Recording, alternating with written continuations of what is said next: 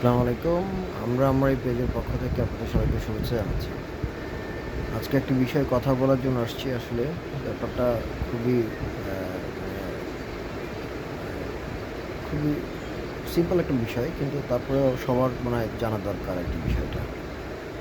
বিষয়টা হচ্ছে, আমরা অনেকেই বাসে ট্রাভেল করি, বিভিন্ন জায়গায় যাই।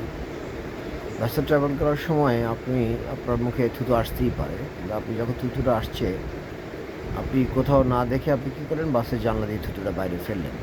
থুতুটা আসলে কার গায়ে পড়লো, কোথায় পড়লো, আপনি সেটা খেয়াল করলেন না। তো আপনি থুতুটা দেওয়ার কারণে দেখা যাচ্ছে যে একজন বাইকারের গায়ে পড়তে পারে, একজনের গাড়িতে পড়তে পারে, একজন পথচারীর উপরে পড়তে পারে, অথবা যে কারোর উপরেই পড়তে পারে। কিন্তু আসলে এটা কি ঠিক যে একটা মানুষের গায়ে আপনি থুতু ফেলে দিচ্ছেন?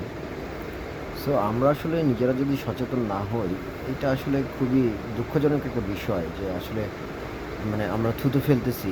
আমরা আস্তে, আস্তে দিন, দিন ডিজিটাল বাংলাদেশ বলতেছি, স্মার্ট বাংলাদেশ হচ্ছে। কিন্তু স্মার্টনেস তো আপনার ভিতরেই আসবে।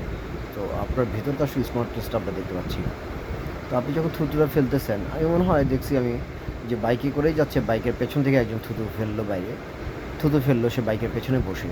কিন্তু বাইকের পেছনে বসে আপনি যখন থুতুটা ফেলতেছেন, সেই থুতুটা কিন্তু আরেকজনের গায়ে গিয়ে পড়তেছে। আপনি জিনিসটা খেয়াল করতেছেন না। তো এই জিনিসগুলো খেয়াল করবেন। কিছুদিন আগের একটা ঘটনা, ছোট্ট একটা ঘটনা বলি। আমি সিগনালে দাঁড়ায় আছি। আমি বাইকে যাতায়াত করি অফিসে। একজন বাসের হেল্পার বাসের থেকে ১ লিটার একটা পানির বোতল নিচে ফেললো, পুরা বোতলটা ভরা। আমার হেলমেটের মধ্যে পড়লো। আমি আসলে মানে অবাক হয়ে গেলাম যে, কী ব্যাপার? পানির বোতল কোত্থেকে আসলো? আমি উপরে তাকায় দেখলাম হেল্পার পানির বোতলটা বাস থেকে ফেললো এবং সে বলল যে, "মামা, আমি আপনাকে খেয়াল করি নাই। আমি বাসটা পরিষ্কার করতেছি।" সো আপনি পুরা গাড়ি খালি খালি গাড়িটা আপনি কী করলেন? পানির বোতলটা আপনি বাইরে ফেলতেছেন। তারপরে গাড়িটা রাস্তার মাঝখানে আপনি পরিষ্কার করতেছেন। তার মানে গাড়ি যত ময়লা আছে সব রাস্তার মধ্যে ফেলতেছেন।